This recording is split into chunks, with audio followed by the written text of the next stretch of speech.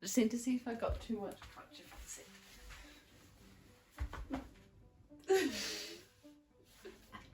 I just did finger guns. Hi guys, welcome back to my channel. Free vlog.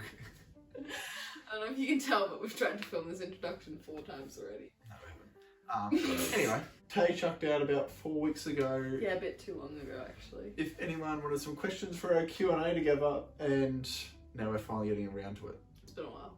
So here we are, doing a Q&A. Let's start it off then, shall we? We shall.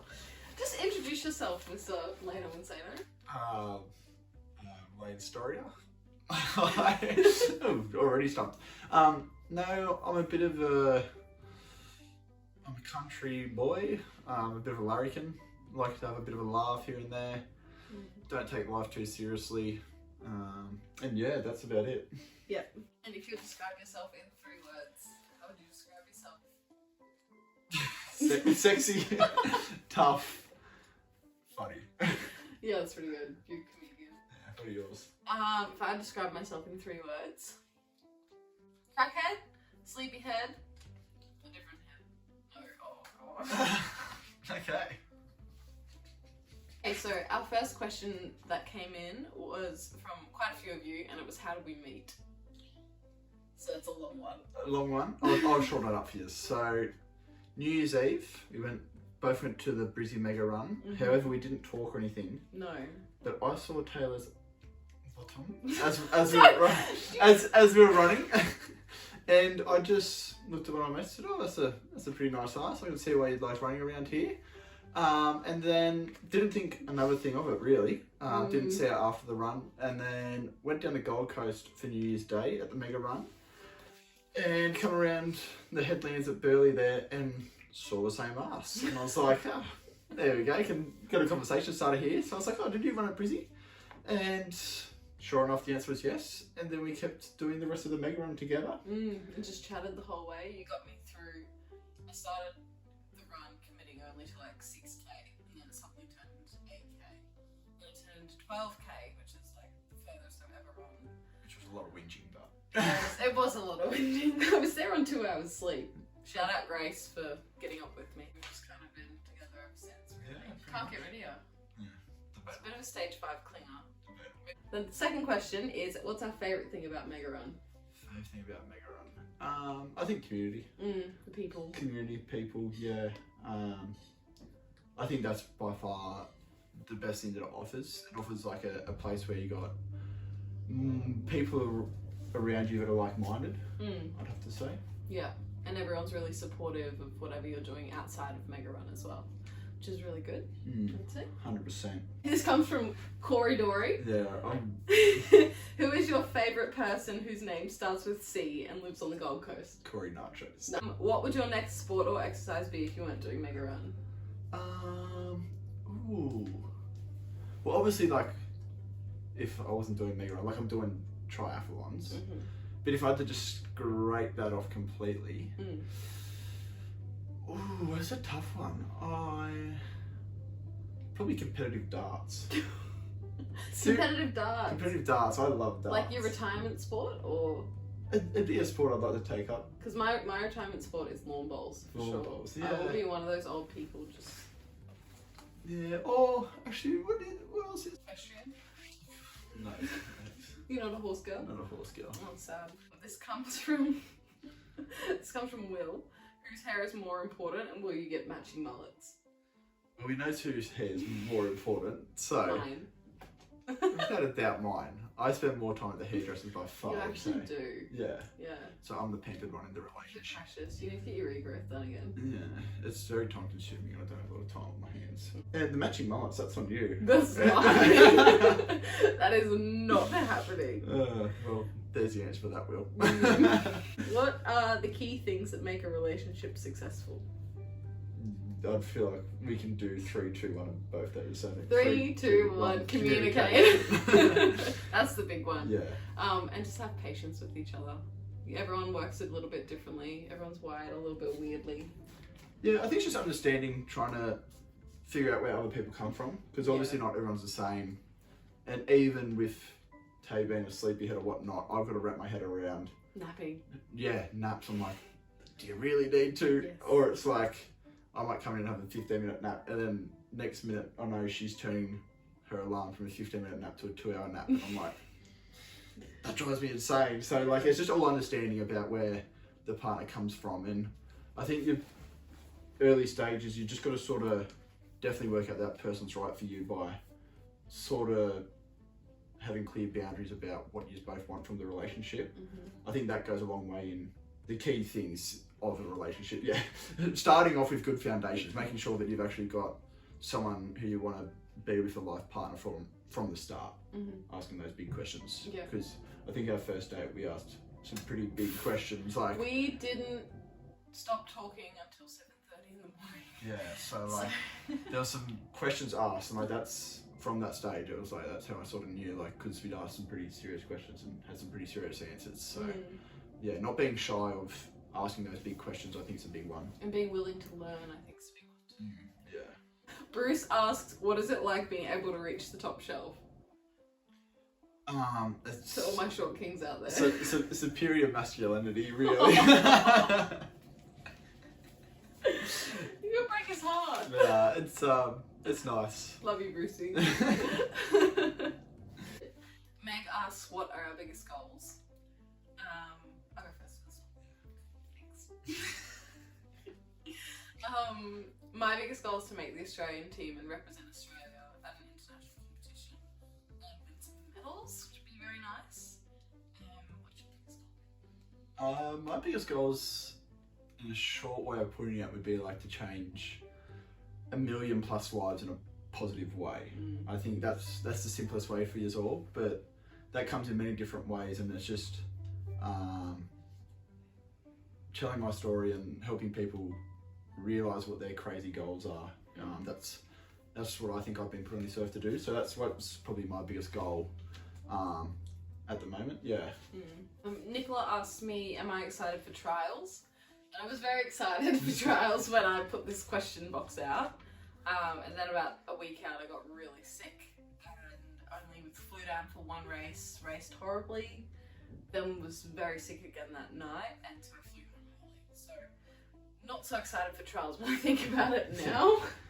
What was your biggest takeaway from that? Obviously, it was a tough. It was very disappointing. Disappointing. The thing was, I just caught a bug, so it's not like I wasn't looking after myself or anything. Like, And that whole experience, like, probably just being patient with myself and not, like, I shouldn't have been so hard on myself while I was sick, because there was nothing I could do. It's not like, oh, I could have recovered more, I could have, done more of this, done more of that. It's like, I did all of the things. So, probably just not being so hard on myself when it hit the fan. Hannah asks, "How do you navigate your emotions when you don't achieve your goals?" So for me, this is a pretty recent one, clearly. And I like to take a big step back and first, like, straight away have some time off. Feel all the feelings that you need to feel and have some time away from whatever it is, if possible. So I've been on a 2-week break now off of swimming. And then I'll just do a reassess and replan with my coach, Chloe, and just kind of take it from there. Like, I try not to beat myself up too much. Just need to dip my toe back in the water and get back in progressively. So, how about you? it's actually a tough one for me. Like, I think I struggle when I don't hit goals.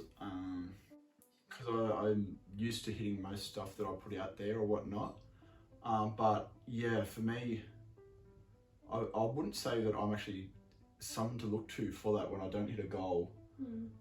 I do put it out there and say I don't hit the goal, and I am a dreamer, so I think I put goals out there that are so big that sometimes if I don't hit them, it doesn't really matter because they're so big. And I know people aren't gonna sort of give me shit or anything because I don't hit those goals. But yeah, that's sort of one thing that I haven't really looked at in terms of like achieving goals or anything like that. Yeah, if I don't hit them, how do I navigate those emotions? I think I'd probably just shelter them at the moment. Like if I was to be honest, yeah. Yeah, fair enough. I mean, I kind of get in a similar state with that, in the sense like I've been trying to make the Australian team for quite a few years now. Yeah. So technically I haven't hit my goal every time I've been at nationals. But if you think about it that way, you're going to beat yourself up, and you know, you're going to fall out of love with the sport, or you know, be too hard on yourself and might take it out on someone else if you're that way inclined. I don't know. So I just kind of, you just have to always take a moment, reset, reevaluate, and go again. Yeah, I think that's some pretty good pointers. Pretty good tips. Thanks. We also got asked, when are you free? Never. Free, never. Free. Yeah. Never. Too much training. Here's my training schedule. Yeah. Taylor here. something full. Freestyle or breaststroke? Freestyle. No, Yeah. breaststroke. Breaststroke. Taylor shouldn't have sent me this podcast, but it was Magnus and Magnuson. the Missile, and he told us about how he talks about how breaststrokers are people that hang around swimmers. Yeah. And ever since then, I've lost a lot of respect for Taylor. No, but I only do freestyle because I can't do anything else. Yeah. His breaststroke looks very interesting. Breaststroke, the best stroke. You haven't seen me do breaststroke, have you? Yeah, I've seen you do like 2 strokes Yeah. in the last almost 6 months. Because I'm a freestyle, I'm a proper swimmer. Someone also asked, how do we put a swim cap on?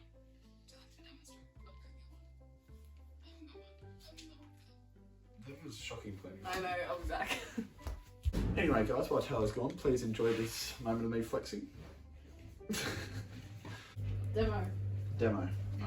Hang on. So for all you people that have got long hair out there, obviously I don't tie my hair up, but first of all you chuck your hands in there like this, nice wide open, pulling the forehead, grab your hair from behind, tuck You it actually in, did that pretty well. and then I like to just pull my cap up a little bit over my ears. Botox. Yeah, so I found when I was leaving my cap down over my ears, I was actually getting water stuck between the cap and my ears. So I'd always get to the end and have to like shake all the water out of my ears. So can we see that? Yeah, that's one way to do the cap. Good job. I know My we only feedback is it's on my hands. Okay. Anyway, I'm a backstroker.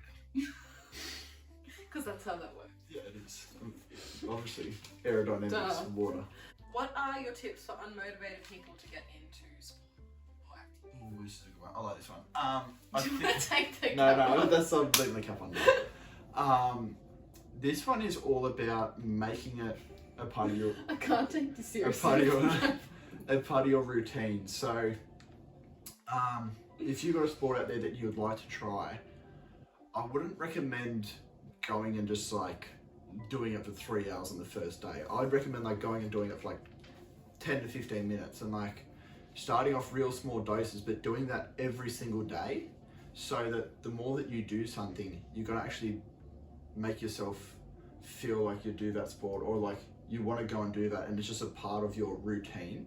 So it's like going to the gym, or for sake's sake, you go to the gym, you do 15 minutes of work in the gym, rather than going for the first time like a lot of people do, and they do an hour and a half or an hour and they end up sore the next day. If you go to the gym and you just do 15 minutes on 2 or 3 machines, just have a feel of it, and then you go back the next day, then you pick another 2 or 3 machines, you go and do it, and then you'll start building up confidence that you're actually like a gym goer. And then that allows you to build in the confidence that you believe in yourself, that you're a gym goer now. Or it could be like going for a swim at the pool. Like you could go and do 5 minutes in the pool one day, and over that first week you just get in the pool for 5 minutes every day. You feel a lot more of it, like, okay, now I've woken up this morning, I've got to go for a swim because I'm a swimmer. So that's, I agree. Yeah. I would also add to that and say, if you just want to do sport socially, invite some friends. Don't rely on them. So you still have to go whether they show up or not, but also make it a social thing. So make it a catch up. Maybe, you just want to go for walks, make it coffee and walk with a mate or something like that. A little 2K run or something. Agreed. Make it social. Make it Make fun. it social.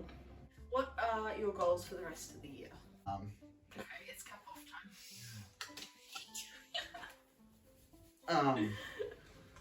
Yeah, so my big one's the 36 half Ironmans in 36 days. So that's probably been the goal for majority of this year for me. Pretty much since I met you, really. Yeah. That's when I started chucking it out there. Obviously started training for it at the start of March. So,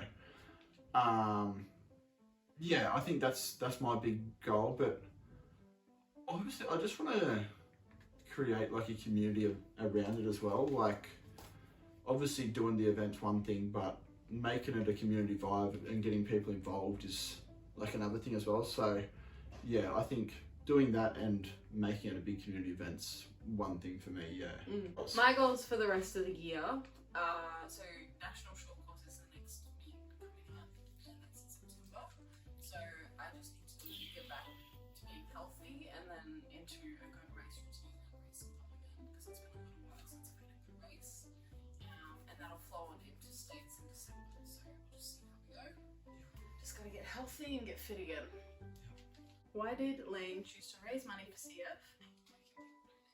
The reason I chose to raise money for CF was I've got a good friend down in Wollongong, Brad Driver, who's got cystic fibrosis. And yeah, so when I decided about doing the challenge, I did think it'd be a waste to do the challenge and not raise money for something. And yeah, I've been, as soon as I met Brad, like we had that connection where you meet with someone and just click and you keep talking for hours and hours. So me and Brad have been kept in real good close contact ever since then. He's a really good friend of mine, and yeah, I was so oblivious to what cystic fibrosis was growing up until I actually met Brad. Like I'd heard of one other person having it when I was growing up, but honestly I didn't know what it was. So with Brad then having it, and I sort of heard a bit more about his story, like just even little snippets of like his parents being told at 3 weeks old that he'd be better off to have like a chronic illness than cystic fibrosis that he would either die from or that he would overcome. So rather than living his whole life with cystic fibrosis. And yeah, I just looked at it, and even now the average lifespan for someone with cystic fibrosis is like 40 years old. So it's not a lot of time on this earth, and the people that have this disease are some of the nicest people in the world, I think, because they sort of know that time's not a given thing, and they don't take time for granted. So I think helping those people out as much as possible is what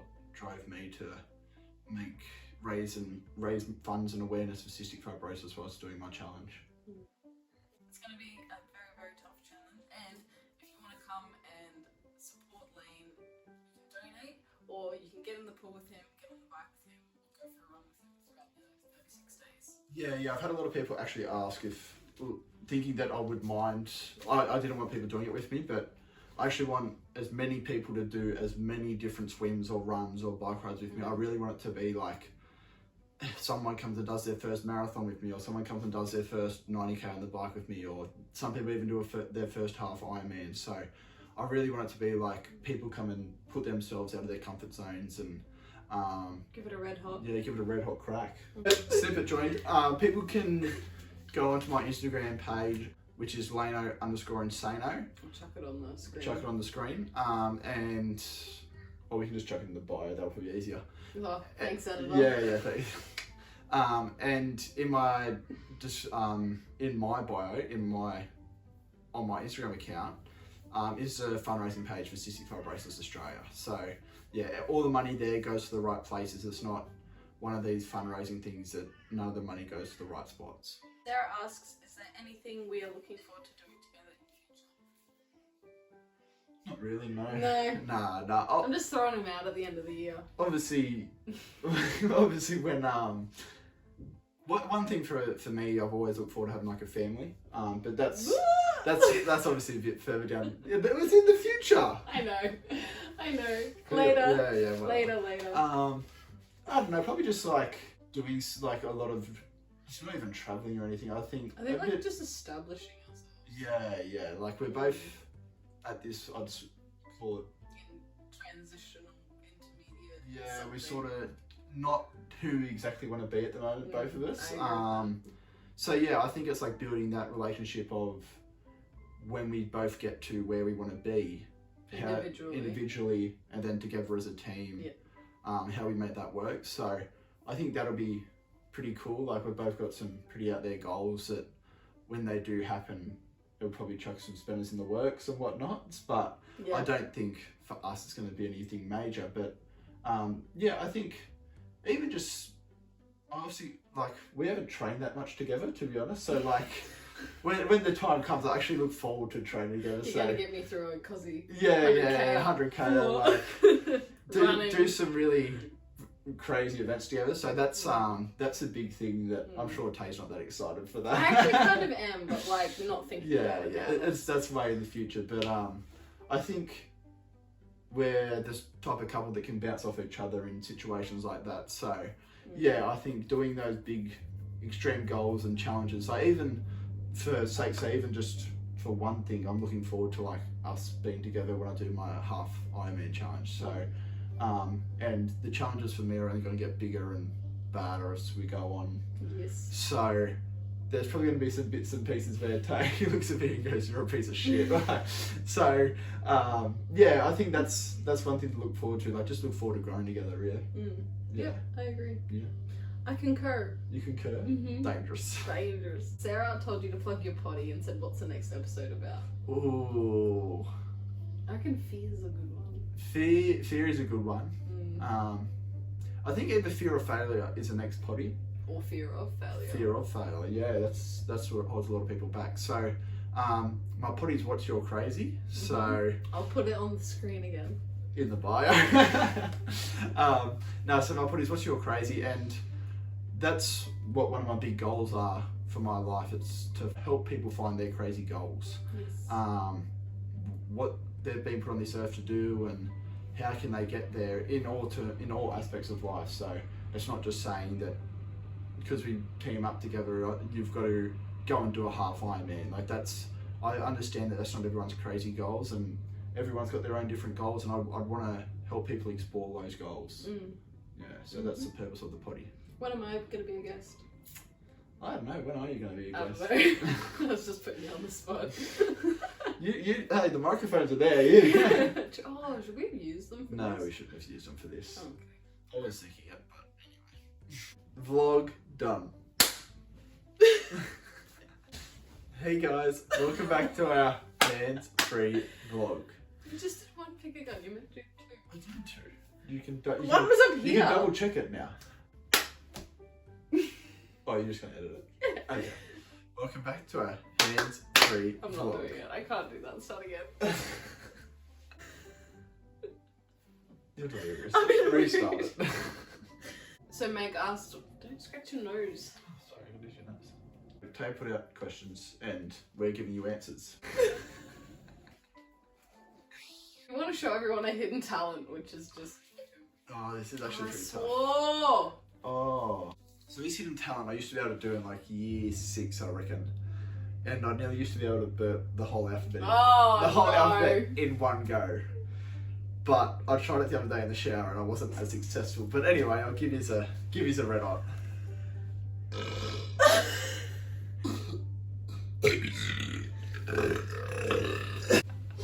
That's disgusting. Oh, now I feel like I'm gonna throw up. He wouldn't tell me what he wanted to do. He just said, I'm doing my hidden talent on your Oh, I got so video. it's stuck in my stomach. Okay, I'm gonna try again. Say like and subscribe. Like and subscribe.